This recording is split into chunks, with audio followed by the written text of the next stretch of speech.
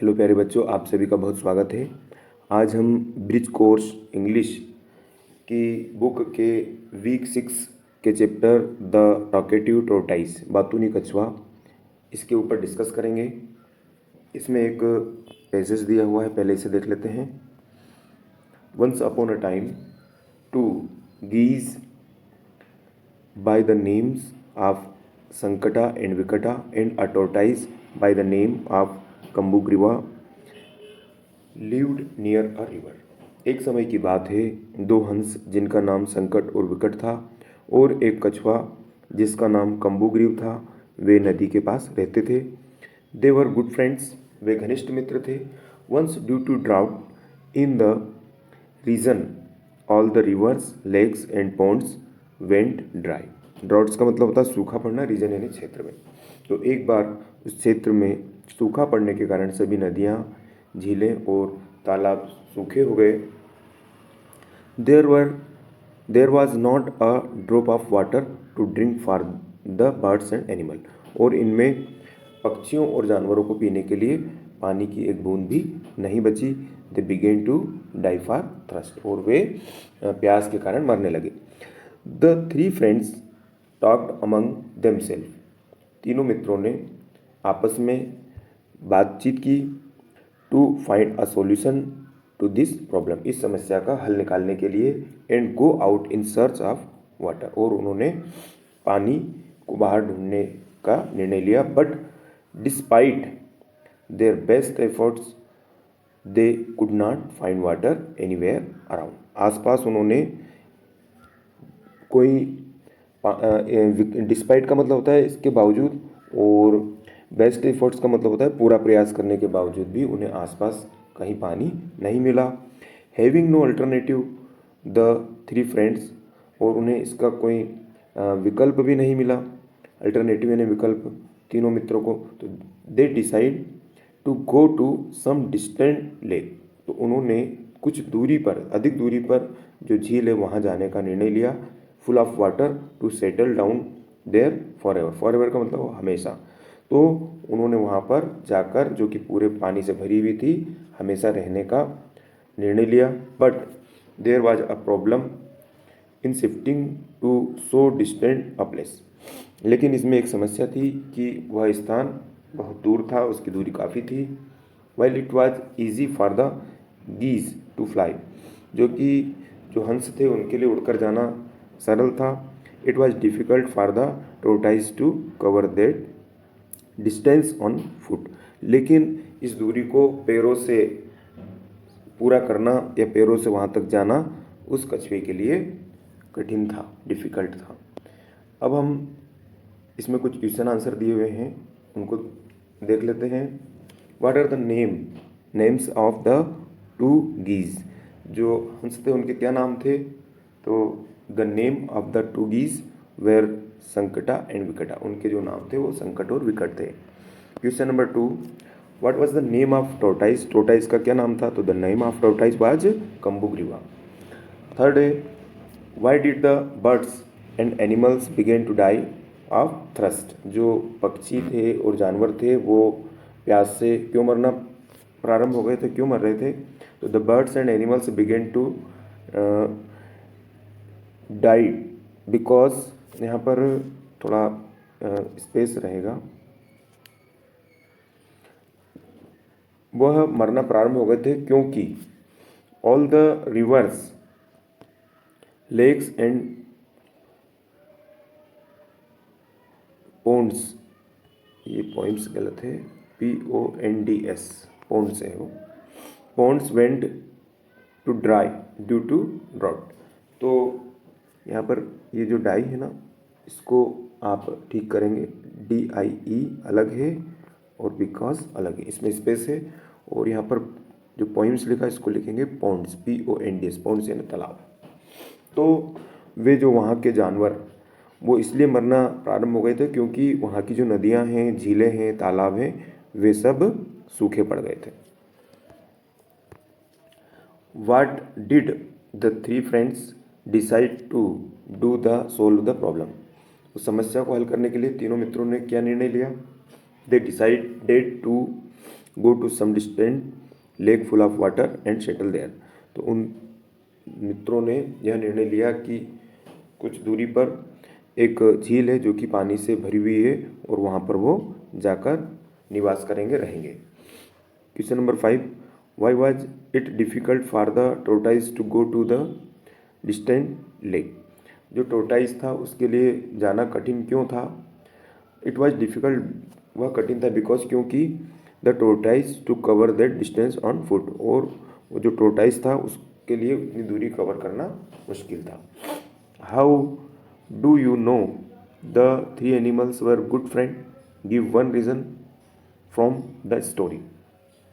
आप यह कैसे जानते हैं कि तीनों मित्र अच्छे मित्र थे, घनिष्ठ मित्र थे, और इसका एक कारण बताएं। तो दे वेयर गुड फ्रेंड्स, वे अच्छे मित्र थे बिकॉज क्योंकि they discussed the problem together and tried to help one another, क्योंकि उन्होंने जो समस्या थी उसकी आपस में चर्चा की और एक दूसरे की मदद की। नेक्स्ट है complete the sentences using words from the pages. तो पेजेज में जो सेंटेंस दिए उनको इन वर्डों की मदद से पूर्ण करना। All the rivers, lakes and ponds were dry. The three friends talked among themselves or find a solution. Despite their best efforts, they could not find water anywhere around. The lake they decided to settle near was full of water. It was difficult for the tortoise to travel that distance on foot. इनके अर्थ को देख लेते हैं। All the rivers, lakes and pond went dry. सारी नदियाँ और जो झीलें थी, तालाब थे, वो सब क्या थे? सूख गए थे। The three friend talk among themself. उन तीनों मित्रों ने क्या किया? खुद से सॉल्यूशन निकाल लिया, समस्या का हल निकाल लिया। और डिस्पाइट देयर बेस्ट एफर्ट्स, मतलब उनके बहुत अच्छे प्रयास या उनके पूरा प्रयास करने के बावजूद भी उन्हें कहीं भी वाटर नहीं मिला। और the lake they decide to settle near was full of water. उन्होंने ऐसा डिसाइड किया पास में ही जहाँ पे भी पानी से भरी हुई लेक मिले वहाँ जाएं। और लास्ट है it was difficult for the tortoise. जो टोर्टाइज था उसके लिए वहाँ पर पैरों से जाना मुश्किल था। नेक्स्ट है write true for T for true and F for false. सही के लिए टी लगाएं जो भी सेंटेंस दिया है, और गलत के लिए एफ लगाएं। The tortoise and the two geese live near a river. जो कछुआ और जो दो हंस थे वो नदी के पास रहते थे, बिल्कुल सत्य, इसलिए T true. There was plenty of water for the birds and animal to drink. Plenty of water मतलब प्रचुर मात्रा में पक्षियों और जानवरों के लिए पीने के लिए पानी प्रचुर मात्रा में था, तो नहीं था, इसलिए ये सेंटेंस गलत है, इसलिए फॉल्स। फॉल्स यानी F. The three friends try their best to find water. तीनों मित्र ने अपना पूरा प्रयास किया पानी ढूंढने के लिए, बिल्कुल किया, तो टी टी यानी ट्रू सही है। The tortoise could easily fly to the new lake. जो कछुआ था उसने उड़कर नई झील को आसानी से ढूंढ लिया या चले गए, तो ये बिल्कुल गलत है, यहाँ पर आएगा फॉल्स। इसके लिए फॉल्स आएगा। और नेक्स्ट है the new lake was full of water. नई लेक जो थी वो उसमें पानी बहुत था या प्रचुर मात्रा में था, बिल्कुल था, इसके लिए आएगा ट्रू। नेक्स्ट दिया है pick the odd word out. इनमें से जो अलग शब्द है उसको हमें ढूंढना है, जैसे कि इवनिंग यानी शाम, मंथ यानी महीना, आफ्टरनून यानी दोपहर, मॉर्निंग यानी सुबह। तो ये तीनों जो है एक पहर है, जबकि मंथ महीना अलग है, इसलिए यहाँ पर ऑड वर्ड मंथ आएगा। मैप, ये मैप नहीं है, नेप है। नेप यानी होता है किसी भी प्रकार से झपकी लेना, थोड़ी देर के लिए सोना। स्लीप यानी भी सोना होता है। अवेक यानी जगना। और सिएस्टा का मतलब होता है जो दोपहर में थोड़ी देर के लिए आराम करते हैं या थोड़ी झपकी लेते हैं उसको सिएस्टा बोलते हैं। तो ये तीनों आराम वाली स्थिति है। और यहाँ पर अवेक यानी होता है जगना, तो अलग है अवेक। ग्लो, ग्लो यानी होता है चमकना। इल्यूमिनेट का मतलब होता है रोशन करना। डार्क का मतलब होता है अंधेरा। और शाइन का मतलब भी वही चमकना है, चमकीला। तो यहाँ पर जो ऑड वर्ड है वो है dark. Next, fill in the blanks to complete the letter. आपको एक लेटर दिया हुआ है जो कि कहीं कहीं पे खाली स्थान दिए हुए हैं, उसको हमें कंप्लीट करना है। तो यहाँ पर सबसे पहले योर एड्रेस, तो आप जिस भी गांव में आपका स्कूल है, जिस भी शहर में आपका स्कूल है, जिस टाउन में आपका स्कूल है, उसका नाम लिख दें। जैसे कि हमने लिखा अवंतीपुर बड़ौदिया, डिस्ट्रिक्ट शाजापुर। डेट, जिस भी डेट को आप इसको लिख रहे हैं वो डेट लिख सकते हैं। Dear friend, I hope you are doing well. I am writing to invite you to my birthday party. मुझे आशा है कि तुम अच्छे होंगे और मैं मेरी बर्थडे पार्टी के लिए आपको इनवाइट करने के लिए यह पत्र लिख रहा हूँ या लिख रही हूँ। Which will be on 10th अगस्त। यहाँ पर हमने डेट लिख दी कि ये 10 अगस्त को होगा एट 5 PM। टाइम भी लिख दिया। The party will be held at, party जो होगी उसका टाइम और डेट लिख दिया। यहाँ पर आप कोई सा भी टाइम और डेट लिख सकते हैं। माई होम, यहाँ पर प्लेस लिखेंगे या लोकेशन जो भी हो, कहाँ पे होगी, एट माई होम, मेरे घर पर। We will have games, music and lots of fun. I would be very happy if you come and celebrate with me. हम वहाँ पर गेम्स खेलेंगे, म्यूज़िक और बहुत सारी जो आनंद वाली बात चीज़ें होती हैं, लॉट्स ऑफ फन, वो करेंगे और मुझे बहुत खुशी मिलेगी आप यदि आएंगे तो, और साथ में मेरे बर्थडे को मनाएंगे, सेलिब्रेट करेंगे। तो please let me know if you can attend. तो आप यहाँ पर उनको इस तरह का एक पत्र लिख के और नीचे अपना नाम लिख देंगे। यूर लविंग फ्रेंड XYZ लिखा है, यहाँ आप अपना नाम लिख देंगे। इस तरह से आप फिल इन द ब्लैंक्स से इस पत्र को कंप्लीट करेंगे।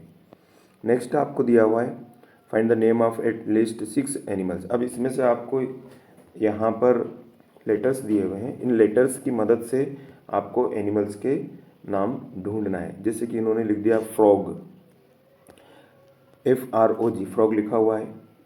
नेक्स्ट केमल, अब इसमें हम केमल ढूंढेंगे।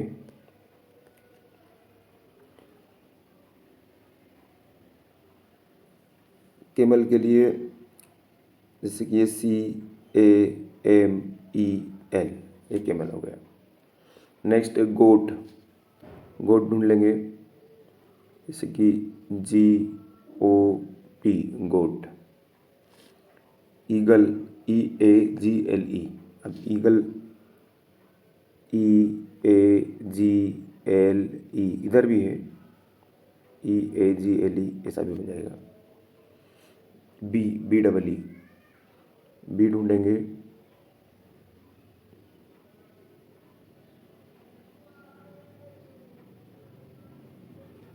देखिए बी कहाँ है, ये BEE, बी यानी हनी भी, मधुमक्खी होती है। इसी तरह से हम फ्रॉग, एलिफेंट या इन सभी को ढूंढेंगे, सबको इजीली आपको मिल जाएगा। नेक्स्ट है नोट मेकिंग। आपको यहाँ पर एक पैराग्राफ दिया हुआ है और उसके ऊपर से नोट मेकिंग भी करके बताया गया है। Read the pages carefully, make notes and supply a suitable title to it. Digestion is a complex process that break down food into smaller observation components। जो डाइजेशन होती है एक जटिल प्रक्रिया होती है जो कि भोजन के बड़े टुकड़ों को छोटे टुकड़ों में तोड़ती है। It began in the mouth, यह मुंह से शुरू होती है। वेयर फूड इज च्यूड, जब फूड को, भोजन को चबाया जाता है। एंड मिक्सड विथ सलाइवा, और जब जो लार है उसके साथ मिक्स किया जाता है, which contains enzyme the start breaking down carbohydrates. तो जो एंजाइम्स होते हैं वो कार्बोहाइड्रेट को तोड़ना प्रारंभ कर देते हैं। वंस स्वालोड का मतलब होता है उसको निगलना या अंदर जाना। तो एक बार जब हम जो भोजन है उसको निगल लेते हैं, फूड को, तो travel down the oesophagus to the stomach, उसके बाद में वह ग्रास नली से जाता हुआ कहाँ पहुँच जाता है, स्टोमक तक। In the stomach gastric acid and enzymes further break down the food into semi liquid substance called chyme. तो जब स्टोमक में वह चला जाता है तो वहाँ पर गैस्ट्रिक एसिड और एंजाइम होते हैं जो उस भोजन को अर्ध लिक्विड के रूप में बदल कर, और उसका जब वो बदलता है तो उस सब्सटेंस को काइम बोलते हैं। अब काइम क्या होता है वो भी हम आपको बता देते हैं। एक काइम एक पेट में जो भोजन के पाचक रसों के साथ जो भोजन मिलता है उसको, अर्ध द्रव्य को या सेमी लिक्विड को काइम बोलते हैं। मतलब भोजन के साथ पाचक रस मिक्सअप हो जाते हैं और वह अर्ध तरल पदार्थ में बदल जाता है, उसे हम काइम बोलते हैं। The chyme then moves into the small intestine. अब वो जो काइम है वह छोटी आंत में चली जाती है, where most of the nutrient absorbs occurs. तो ये जो बहुत सारे पोषक तत्व होते हैं, न्यूट्रेंट होते हैं, वो अकर्स में अकर्स के द्वारा वहाँ से ये इस एब्जर्वेशन को बोलते हैं अकर्स। मतलब वो न्यूट्रेंट होते हैं वो ऑब्जर्व होने लगते हैं या घटना घटती है। अकर्स का मतलब होता है होना। अब ये अकर्स का जो शब्द है उसका मतलब यहाँ ये समझे हम कि जो ऑब्जर्वेशन की जो घटना होती वह घटित होती, इसलिए यहाँ पर ये शब्द लिया गया। The walls of the small intestine are lined with tiny villi. तो ये जो छोटी आंत होती है वहाँ पर छोटे छोटे विली होते हैं। विली क्या होती है, छोटी आंत में एक अंदरूनी सतह पर मौजूद छोटी छोटी उंगली जैसी संरचनाएं होती हैं जो कि पोषक तत्वों को अवशोषण करने में मदद करती है, उन्हें विली बोलते हैं।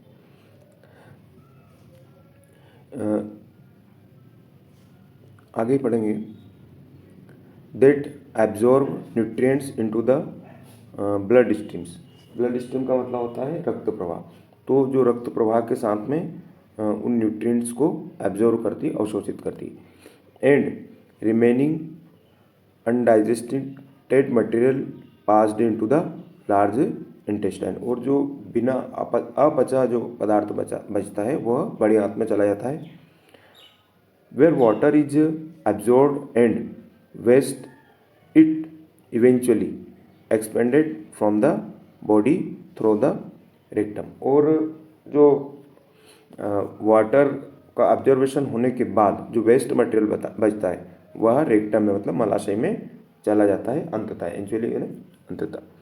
अब इसके आधार पर यहाँ पर इस पूरे पैराग्राफ को एक टाइटल दिया गया है, द प्रोसेस ऑफ डाइजेशन। अब यहाँ पर हमने 3 मुख्य पॉइंट लिए हैं। पहला लिया है डाइजेशन, दूसरा मुख्य पॉइंट है फर्स्ट स्टेजेस ऑफ डाइजेशन, और थर्ड पॉइंट है सेकंड स्टेजेस ऑफ डाइजेशन। और इनके जो सब पॉइंट हैं, पहले का 1.1 और कॉम्प्लेक्स प्रोसेस। डाइजेशन कैसी प्रोसेस है, कॉम्प्लेक्स प्रोसेस है, यहाँ पे दिया हुआ है, देखो ये दिया हुआ है कॉम्प्लेक्स प्रोसेस। फिर डाइजेशन में क्या होता है, breaks down food into smaller components, ये भी हमने यहीं से लिया हुआ है। ये फूड जो है छोटे छोटे टुकड़ों में टूटता है। नेक्स्ट दिया है first stages of digestion. Digestion की फर्स्ट स्टेज कौन सी है, तो इसमें oesophagus breaks down gastric acid enzymes, यहाँ पर दिया हुआ है। ये सारी चीज़ें बताई हुई है जिनमें से इस पॉइंट को लिखा गया है। दूसरा है कन्वर्ट फूड इनटू काइम। ये जो फूड है वो किस में बदल जाता है, काइम में बदल जाता है। थर्ड दिया हुआ है second stage of digestion, small intestine. absorbs nutrient into the blood stream। तो ये यहाँ से लिया मैं पूरा। और 3.2 large intestine absorb undigested material, जो अनडाइजेस्टेड मटेरियल है वो अब्जॉर्ब होता है, उसके बारे में भी यहाँ से इस पैराग्राफ से लिया गया है। इसी तरह से हमें एक प्रैक्टिस के लिए दिया हुआ है, इस पेजेस को केयरफुली पढ़ना है और इसके आधार पे हमें उसी तरह से नोट मेकिंग करना है। तो इसको देख लेते हैं। Water is one of the most essential natural resource of earth. जो पानी है वह पृथ्वी पर एक बहुत ही आवश्यक, एसेंशियल यानी बहुत आवश्यक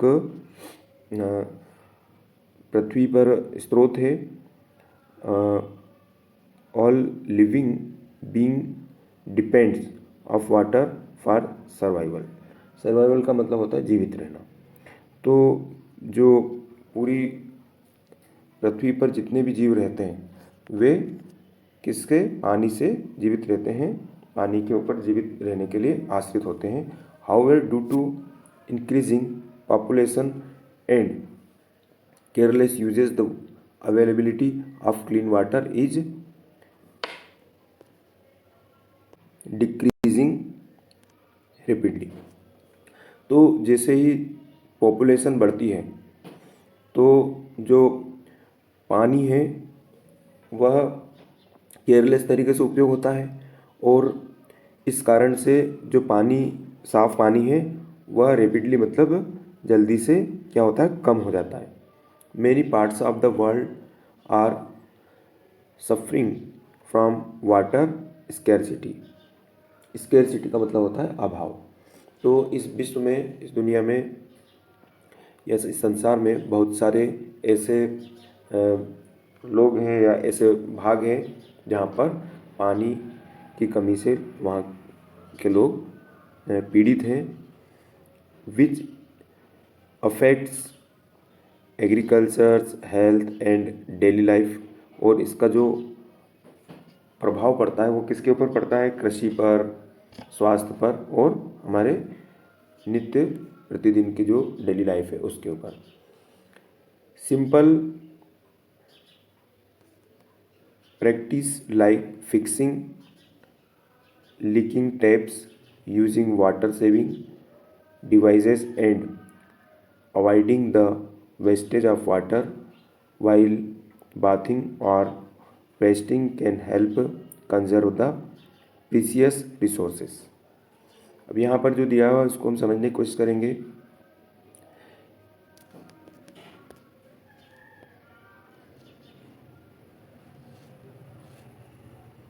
सिंपल प्रैक्टिस लाइक फिक्सिंग, तो हमें उसको इस प्रकार से उपाय करना चाहिए। प्रैक्टिस का मतलब उपाय करना चाहिए और फिक्सिंग का मतलब होता है ठीक करना।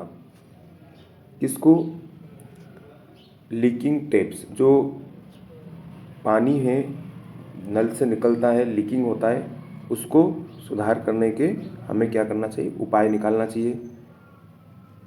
वाटर सेविंग डिवाइसेस मतलब पानी बचाने वाले उपकरणों का उपयोग करना चाहिए।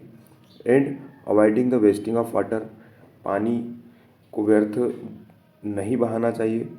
किसमें, नहाने में, कपड़े धोने में, और जो पानी के रिसोर्सेज हैं, स्रोत हैं, उनको साफ रखना चाहिए।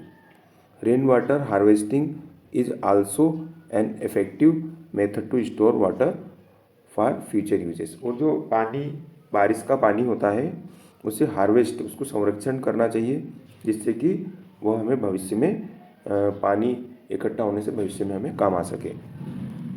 If you do not take immediate action, यदि हमने तुरंत कोई एक्शन नहीं ली, कोई कार्य नहीं किया इस क्षेत्र में या इस संबंध में, तो टू सेव वाटर, पानी को बचाने में, तो we may face seriously problem in the future, तो हमें भविष्य में बहुत ही इसकी प्रॉब्लम आएगी।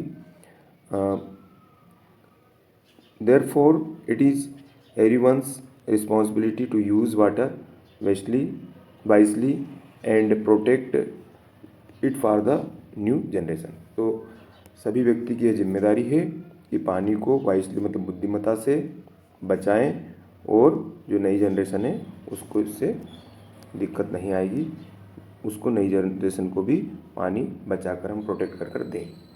अब इस पेजेस या इस पैराग्राफ के आधार पर हमें इसको एक टाइटल देना है। तो चूँकि हम पानी को बचाने की बात कर रहे हैं इसलिए इसका बेस्ट जो टाइटल है वह वाटर कंजर्वेशन या फिर सेव वाटर सेव लाइफ हो सकता है। इसके अलावा भी यदि आपको कोई अच्छा टाइटल लगता है तो वो भी इससे रिलेटेड दे सकते हैं। अब हम यहाँ पर इनके 3 मुख्य point, importance of water, water scarcity और वे टू सेव वाटर। अब इसी में से हमने 3 मुख्य पॉइंट ले लिए और उनके सब मुख्य पॉइंट के बाद में जो उसके सब पॉइंट्स हैं, पहले का 1.1, 1.2, 1.3 किस तरह से लेंगे, जैसे कि इम्पोर्टेंस ऑफ वाटर। तो इसी में से हम लेंगे, देखिए, इसेंशियल नेचुरल रिसोर्सेस। तो इसेंशियल नेचुरल रिसोर्सेस, इसी में अगला जो पॉइंट हमने लिया है, all living being depend on water. जो सेकंड पॉइंट है वो इस तरह से ले सकते हैं, all living being depend on water. Third point लिया हुआ है, water is necessary for survival. तो जो वाटर का जो थर्ड पॉइंट लिया है वो भी हमने इसी में से लिया हुआ है, water of necessary of survival.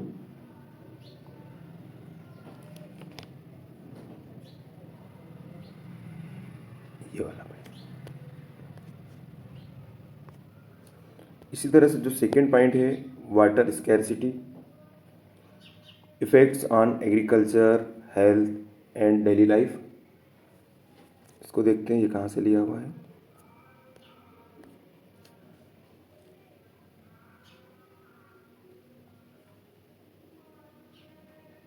ये effects agriculture, health and daily life. Next है increasing population and careless uses. ये पॉइंट कहाँ से लिया हुआ है, increasing population and careless uses. Next point, clear water availability decreasing rapidly.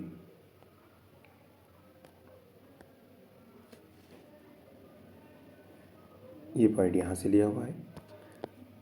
Third, way to save water, पानी को बचाने के कौन कौन से रास्ते होते हैं, तो fix leaking taps and use water saving.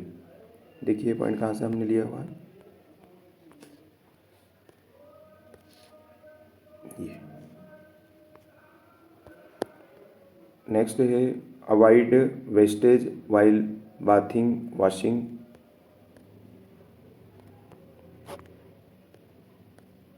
ये यहाँ पर है।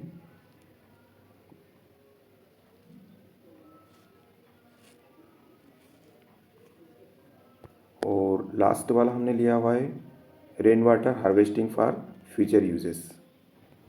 इसको भी देख लेते हैं ये कहाँ से लिया हुआ है,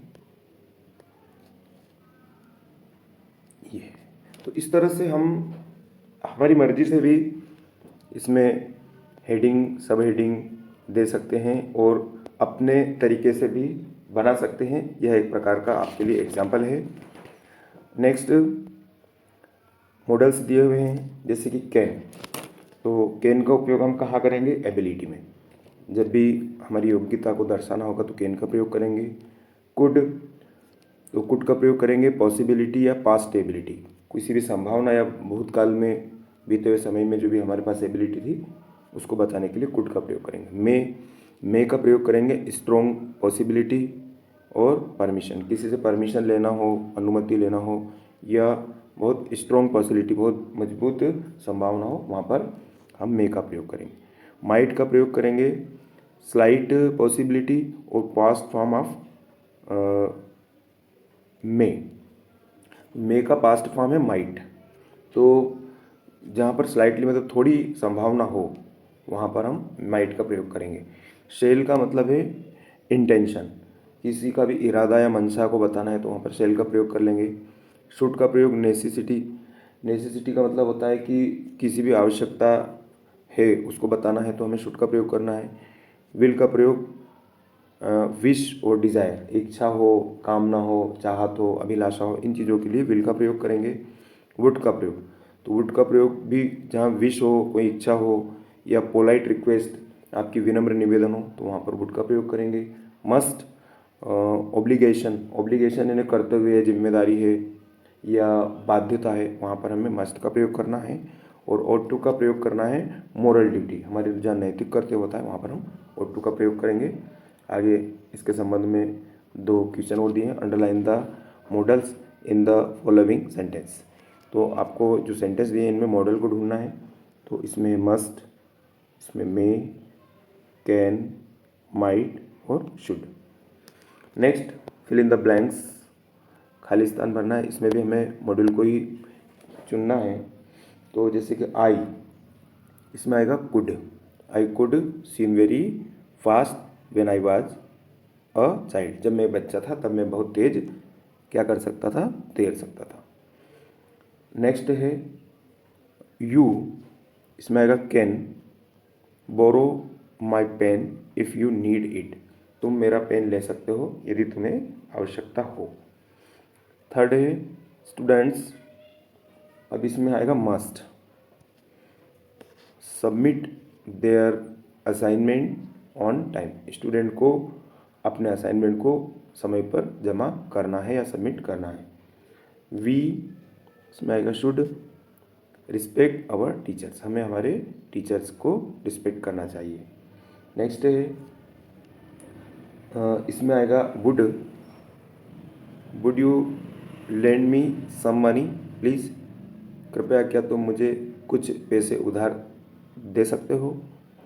सिक्स्थ है इसमें he might be very tired after the long journey, वह शायद लंबी यात्रा के बाद थक चुका है। नेक्स्ट है वी ought टू, देखिए जब भी टू आए तो समझ जाएं कि ought लगाना है। We ought to follow traffic rules, हमें जो ट्रैफिक रूल्स हैं उनका पालन करना चाहिए। और लास्ट है इसमें आएगा मे आई टेक योर पेन, क्या मैं आपका पेन ले सकता हूँ। तो इस तरह से प्यारे बच्चों हमारा जो वीक 6 है ये पूरा कंप्लीट हुआ। आप इसको अच्छे से तैयार कर लीजिए। Thank you.